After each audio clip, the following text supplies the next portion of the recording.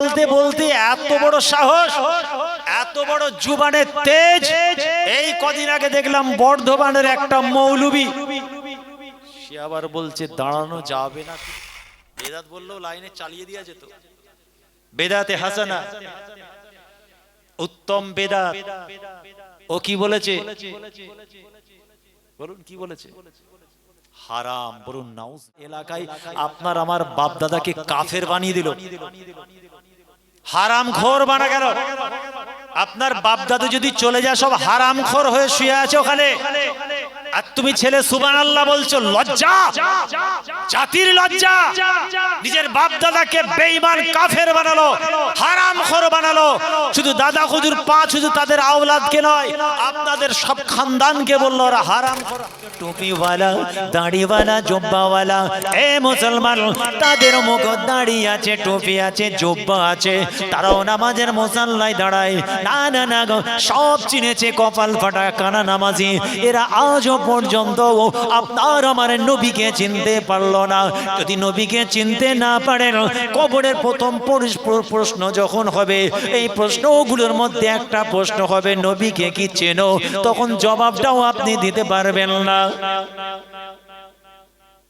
নবীর সামনে দাঁড়ানো যাবে না, আজানের পথে হাত তুলে দোয়া করা যাবে না, জানাজার নামাজের পরে দোয়া করা যাবে না। কি আপনাদের কানে পড়ে তো এগুলো নাকি? এটা বলতে বলতে এত বড় সাহস, এত বড় জুবানের তেজ। এই কদিন আগে দেখলাম বর্ধমানের একটা মৌলবি, সে আবার বলছে দাঁড়ানো যাবে না। শুধু বলছে না, কি বলেছে? আরে বলেন না না, বেদাত বললেও লাইনে চালিয়ে দেওয়া যেত। বেদাতে হাসানা, উত্তম বেদাত। ও কি বলেছে বলুন, কি বলেছে? হারাম। বলুন নাউজুবিল্লাহ। যদি দাঁড়িয়ে নবীর সামনে দাঁড়িয়ে সালাম পড়াটা হারাম হয়, দলিল দেখাতে হবে তো। কিয়ামত পর্যন্ত সময় দিলাম, দিতে পারবে? কোরআন হাদিসে প্রমাণ আছে। নবীর ভালোবাসায় আদবের সঙ্গে মুস্তাহাসান জেনে যদি আমরা আদবের সঙ্গে দাঁড়াই, এটা বলছে হারাম।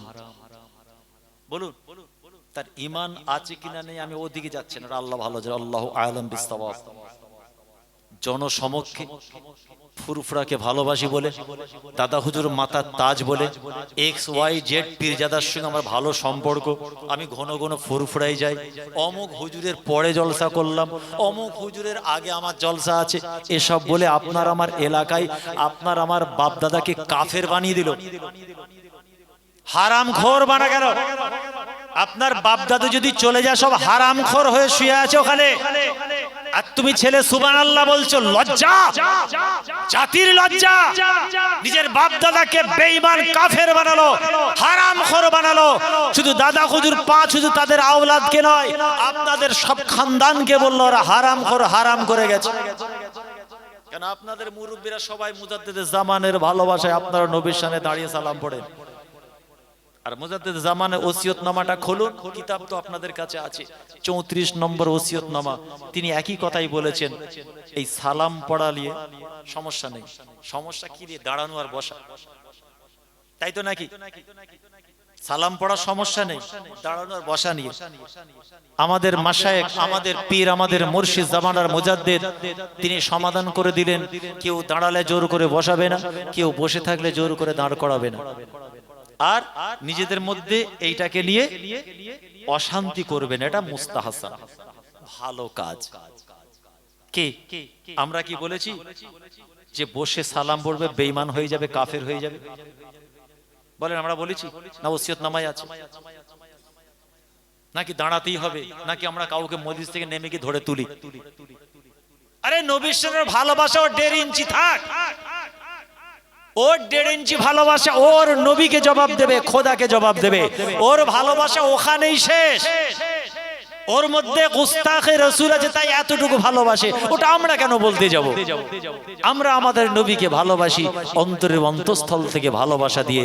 ভালো উত্তম কাজ জামানার মুজাদ্দিদ করেছেন, নবী সাহাবীরা করেছেন, ওলি আউলিয়ারা করেছেন। আর যে বা যারা বলছে তাদের 14 গোষ্ঠী পীর, সেও করেছে। অনেক অনেক দলিল আছে। কে কি মাইকে বলবে, এখানে মাইকে আমাকে কোরআন হাদিস দলিল দিতে হবে নাকি? 18-20 বছর যে আমরা পশ্চাৎ দেশ লাল করে ফেললাম, একটা ইউটিউবের বক্তা বলবে আমরা স্টেজে উঠে ফতোয়া দেব? এই আপনারা বলেন, আপনাদের বিবেকে কি বলে? হ্যাঁ, এখন তো হাদিসের বাংলা বই বার হয়েছে এরকম। আমরা যখন হাদিস পড়েছি ঠিক এতটা, জানেন, মিশকাতুল মাসাবি, সহিহ বুখারী, মুসলিম, এত বড় তাফসীরের কিতাব মাথায় করে নিয়ে গেছি ফুরফুরা দরবারে। ফাতিহা সিনিয়র টাইটেল মানসে যাচ্ছি, কিতাবটা মাথায় করে নিয়ে। আল্লাহ মাফ করেন, অহংকার ইয়া তাকাব্বুরি নাই, শুকরিয়া ইলাহি, আল্লাহ শুকরিয়া করে বলছি। কিতাবটা ব্যাগে হতো না, এরম করে কাঁধে না হয় মাথায় নিতে হতো। আর তুমি কে মাওলানা বুরবাক চৌতি ফেল একটা চৌতি কিতাব পড়ে ফতোয়া দেবে? আমরা সব হুজুররা মাওলানা আলেম সিলসিলার বড় বড় দিকপাল পণ্ডিত, আমরা সব কিতাবপত্র বার করে কি দলিল দেবো নাকি স্টেজে? এটা কি যুক্তিযুক্ত হবে? হ্যাঁ, যদি তোমাদের কিছু জানার থাকে তোমরা ডেট করো, ফুরফুরা দরকার নেই। কলকাতা কোনো জায়গা বলো, তোমাদের মুরব্বীদেরকে হাজির করো। আমাদের সিলসিলা ভুক্ত পীরের আওলাদরা মাশাআল্লাহ আছেন, আজও জিন্দা। সিলসিলার বড় বড় মুহাক্কিক, আলেম, ফকি, ইমাম জিন্দা আছে। আরে আমাদের দরকার নেই, আমাদের হাতে গড়া কিছু ছাত্রই যথেষ্ট। একটা নেড়া আরবি যদি দেওয়া হয়, বলছে খালি আমি কারি, কিরাত আমি শুনলাম না। আপনারা শুনেছেন? বলছে আমি এত বড় আলেম সবাইকে পড়াবো। শুধু তাই নাই, নাউজুবিল্লাহ, আল্লাহ মাফ করেন, বলছে আমি কি, আমার বাপ এত বড় আলেম, এদের বাপ 14 পুরুষ গোষ্ঠীকে পড়াবে। এই ইউটিউবের খবরটা আমাকে একজন পাঠালো, তখন আমার একটু কষ্ট লাগলো। তুই গোষ্ঠীকে পড়াবি যখন বলেছে, তাহলে দুটো কথা বলতে হবে। এই হাওড়া জেলা একটা মাহফিলে বলেছি, আজকে আপনাদের প্রয়োজন আছে তাই একটু বললাম। মুফতি আজমকেও ওনার বাপ পড়াবে, যে নিজের বাপকে মানে না। তার বাপের সঙ্গে আমি জলসা করেছি।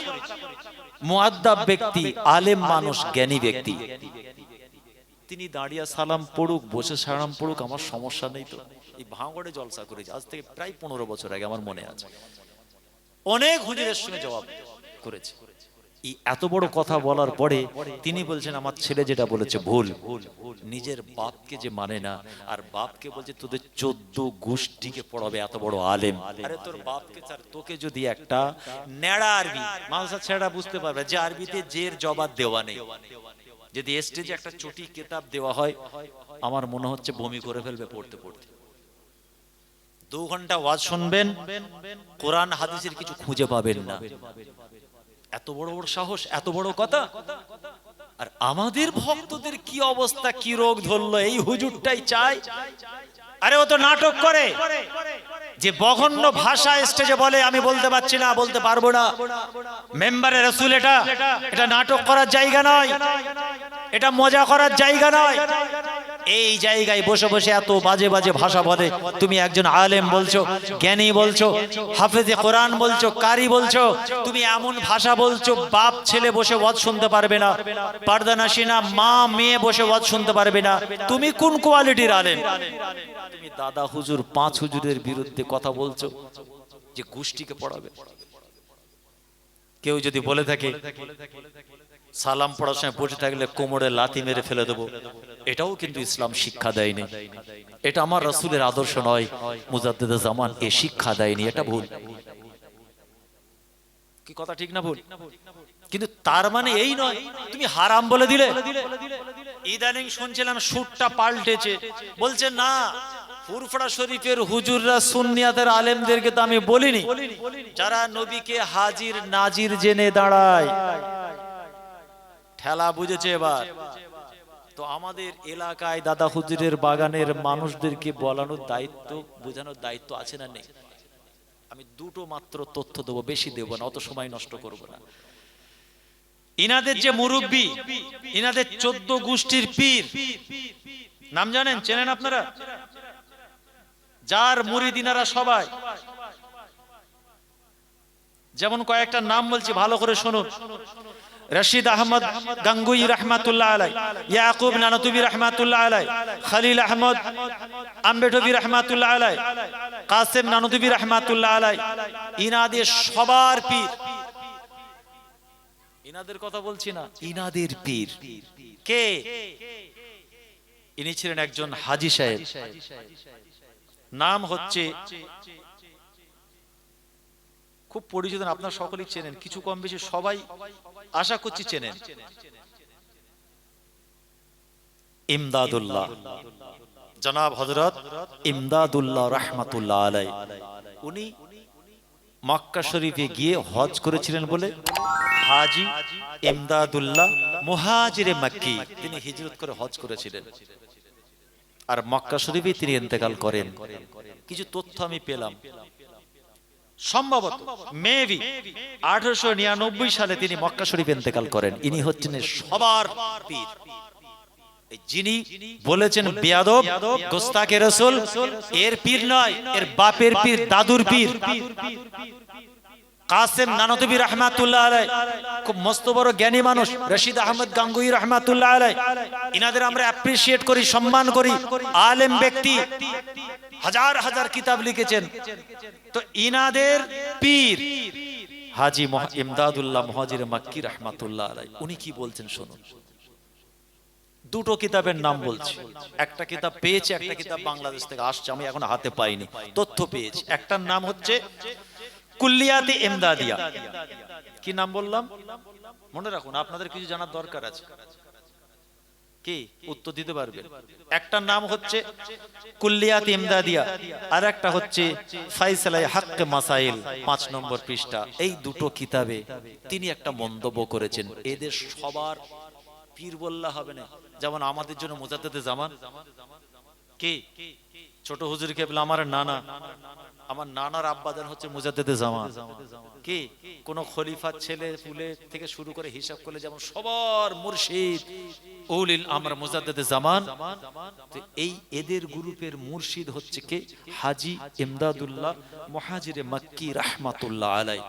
জবরদস্ত আল্লাহর আশিক মানুষ। তিনি কি বলছেন কথাটা শুনেন, ठीक जे कोतरा लिखा और मशरफ फकीर का ये है महफिले मौलूद में शरीक होता हूँ, बल्कि जरिए बरकत समझकर हर साल मुनाकिद करता हूँ और क़याम में लुत्फ और लिज्जत पाता हूँ। तिनी बोलছেন আমার মতো অদম গুনাহগার নাচিস, আমার মত বা আমার মতাদর্শ, আমার মানসিকতা হচ্ছে এটা কি, আমি এই বেহেশতের বাগানে হাজির হয়। কোথায়? এই জলসার মাহফিলে হাজির হয়। শুধু হাজির হয় না, বরকত শোহরাত পাওয়ার জন্য আমি সালামে শরীক হই। সালামে মানে দাঁড়িয়ে দাঁড়িয়ে নবীর শানে আমি সালাম পাঠ করি। তারপরে এই সালাম পাঠ করার কারণে প্রত্যেক বছরে আমি এই রকম বেহেশতের বাগান আমি নিজে কায়েম করি এবং ওই মজলিসে শরীক হই এবং নবী পাক সাল্লাল্লাহু আলাইহি সাল্লামের শানে আমি আদবের সঙ্গে ভক্তি ভরে ভালোবাসার সঙ্গে দাঁড়িয়ে দাঁড়িয়ে আমি আমার নবীর শানে সালাম পড়ি। এই সালাম পড়ার জন্য আমি মজা পাই, লিজ্জত হাসিল করি। জোরে বলেন, আরো জোরে বলেন। তোদের পীর হারাম কাজ করেছে, বলুন নাউজুবিল্লাহ। জাহেল মূর্খ বললে তো কি করব? তোদের পীর সাহেবকে ঠিক করার আগে প্রকাশ্যে হারাম কাজ করেছে। তাহলে একটা বললাম, দুটো কিতাবের নাম বলেছি, একটা হচ্ছে কুল্লিয়াত ইমদাদিয়া আর একটা হচ্ছে ফায়সালায়ে হক মাসাইল। আর একজনের নাম বলছি, কি নাম? আমি কোরআনের কথা বলেছি এখনো? এই বলেছি কি? বলিনি। কিতাবটার নাম হচ্ছে ফার্সিতে লেখা, দুজন ব্যক্তি লিখেছেন। কে ব্যক্তি দুটো এই ফার্সি কিতাবটা লিখলেন? তিনি হচ্ছেন দারুল উলুমের হাদিসের উস্তাদ, দারুল উলুম দেওবন্দ, দুজন হাদিসের উস্তাদ। একজনের নাম হচ্ছে সুবহান মাহমুদ সাহেব রাহমাতুল্লাহ আলাই, মাওলানা মোহাম্মদ ফাজিল সাহেব রাহমাতুল্লাহ আলাই। কিতাবটার নাম হচ্ছে আখবারুল আখিয়ার। লেখক কে? কিতাবটা পুরো ফার্সিতে। এই দুজন দারুল উলুমের উস্তাদের শিক্ষক, এনারা দুজনে মিলে উর্দুতে নকল করলেন, সেই কিতাবের দলিল দিচ্ছে। বুঝে গেল? আর ইনি কে ছিলেন? শেখ আব্দুল হক মুহাদ্দিস দেহলভী রাহমাতুল্লাহ আলাই। বলুন না সুবহানাল্লাহ।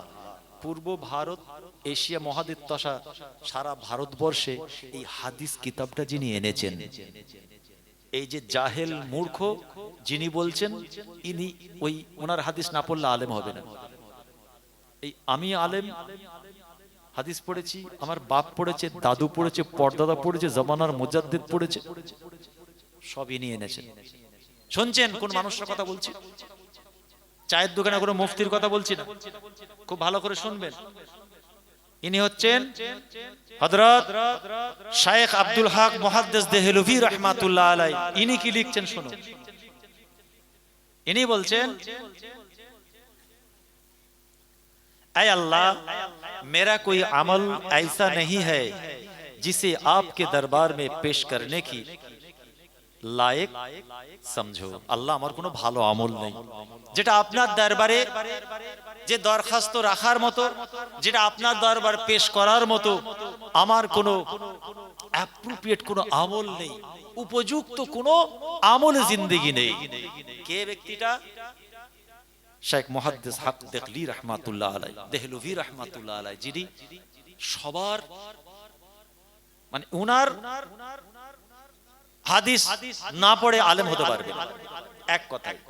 এই আমিনপুর মাদ্রাসায় যতগুলো আলেম আছে, এসেছিল বা আসবে, সবার ওনার নিয়ে আসা হাদিস পড়তে হবে, তবে আলেম হতে পারবে, ছাত্রদের পর্যন্ত।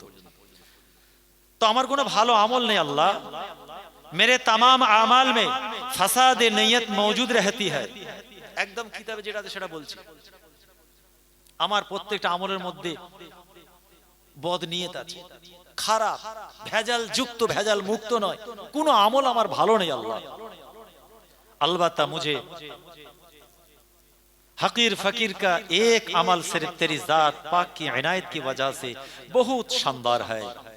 এই অধম গুনাহগারের একটা আমল আমার খুব ভালো, আল্লাহ আপনার দরবারে উপযুক্ত, অ্যাপ্রোপ্রিয়েট আমি মনে করি, খুব মূল্যবান একটা আমল আছে। কি সেটা?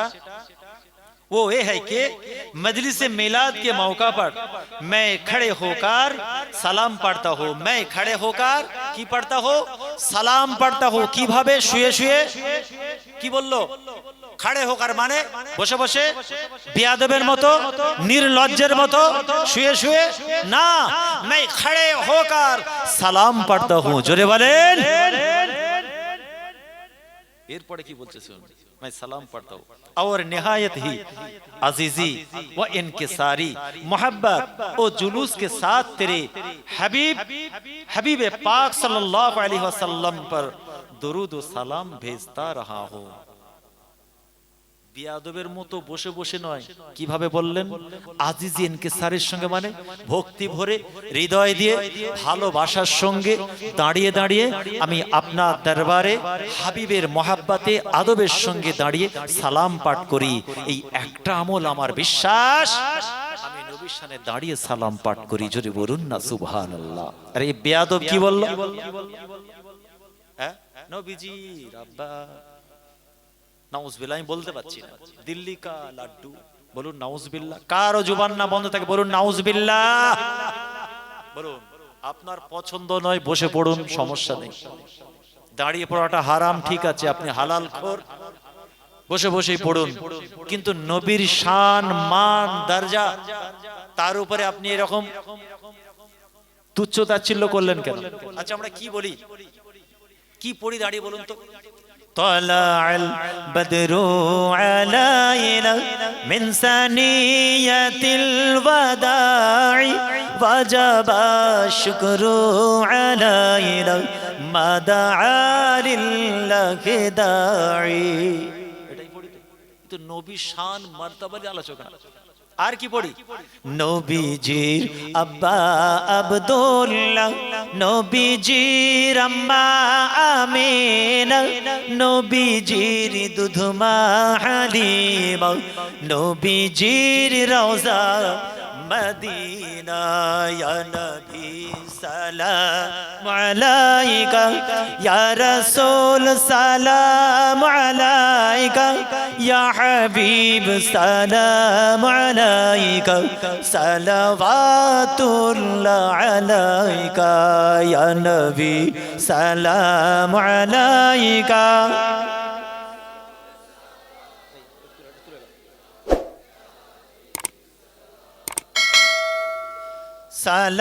সালাওয়াতুল্লাহ আলাইকা।